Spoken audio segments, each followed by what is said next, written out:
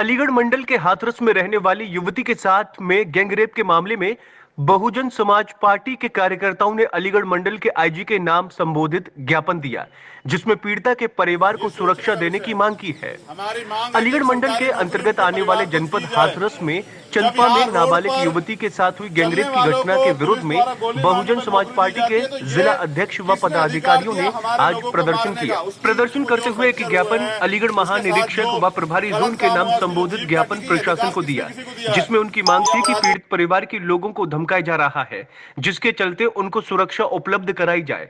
साथ ही पीड़िता के परिवार को मुआवजा के तौर पर 50 लाख रुपए दिया जाए। वर्तमान में प्रदेश में भय का माहौल व्याप्त हो गया है।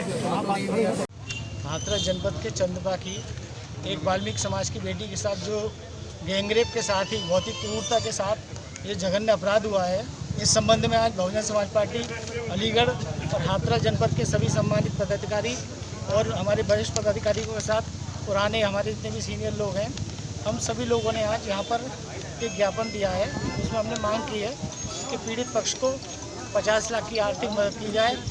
उसके साथ ही जो विपक्षी लोग हैं जिन्होंने इस क्रूरता को अंजाम दिया है, वो लगातार उन पर और उन्हें धमकियां दे रहे हैं कि आगे उनको देख लिया जाएगा।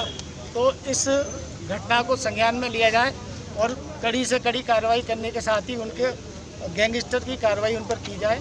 ये हम सब लोग मांग करते हैं। पूरी बहुजन समाज पार्टी और माननीय बहन जी इस प्रकरण को संज्ञान में ले रही हैं।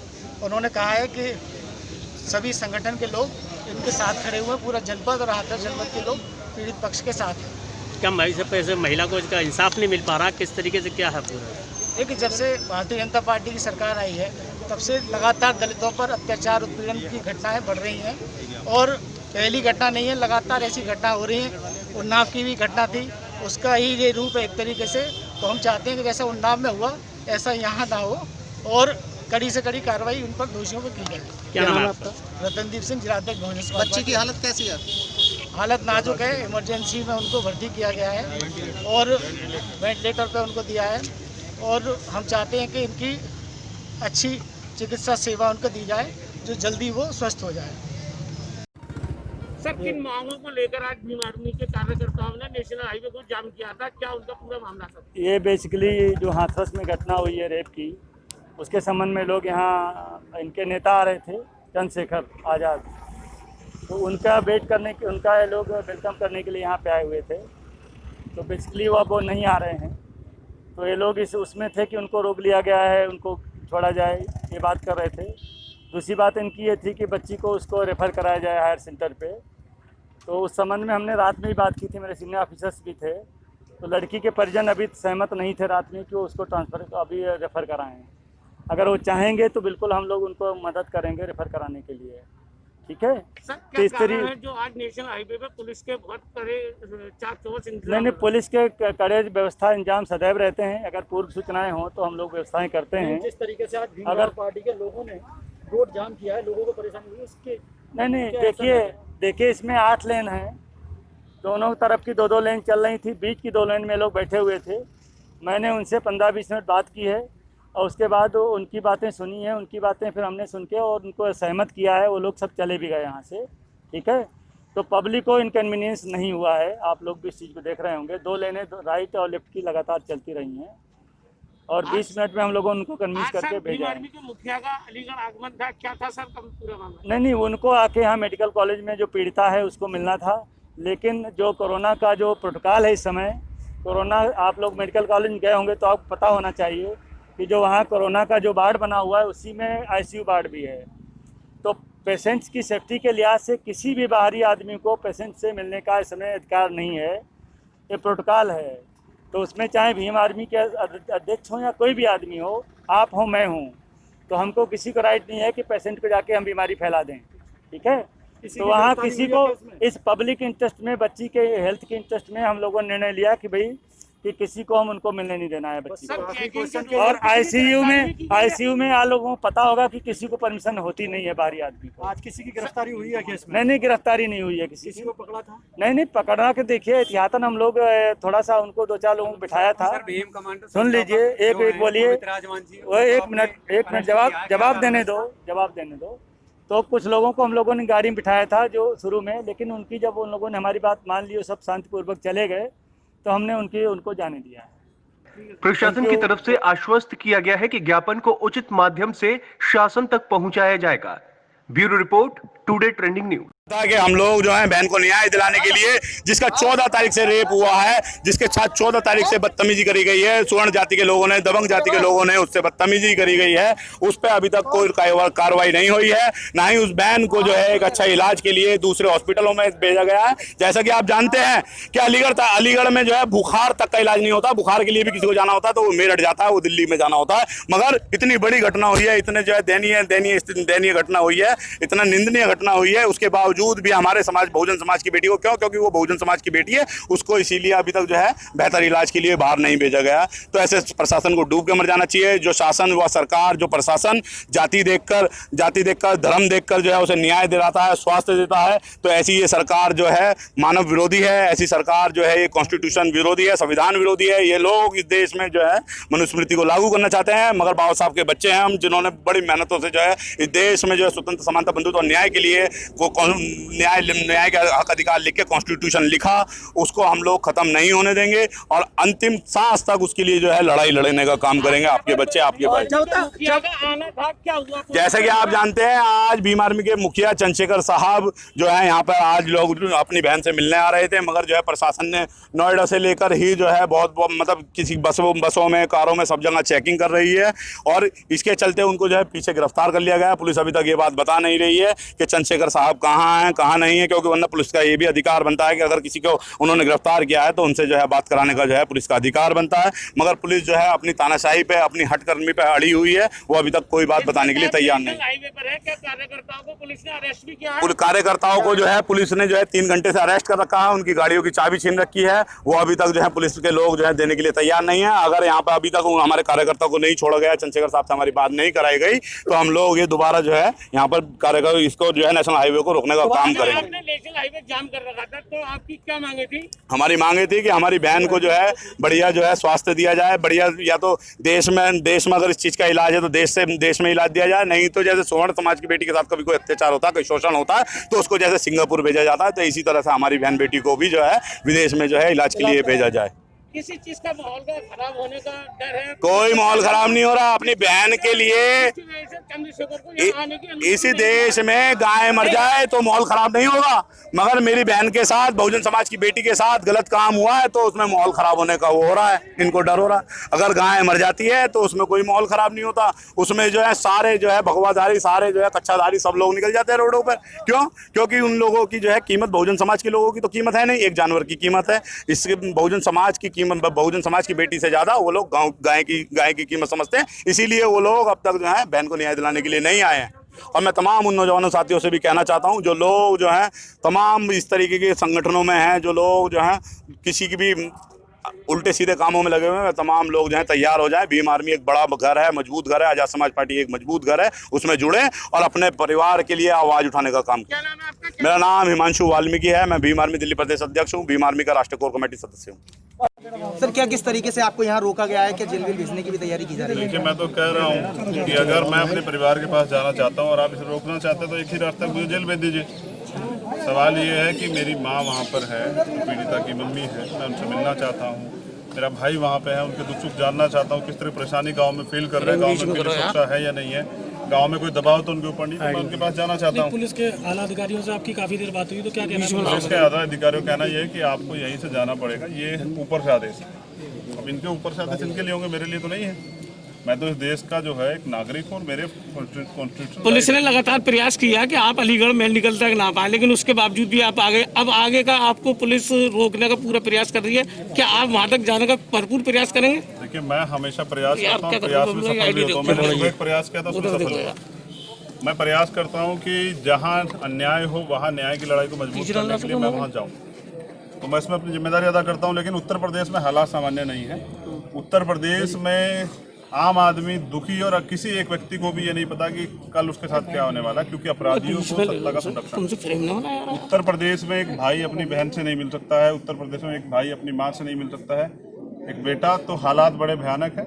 बाकी तानाशाही के दम पे सत्ता नहीं चला करती, विपक्ष को भी अधिकार है। अपने परिवार से मिलने क्या कहना है पुलिस का?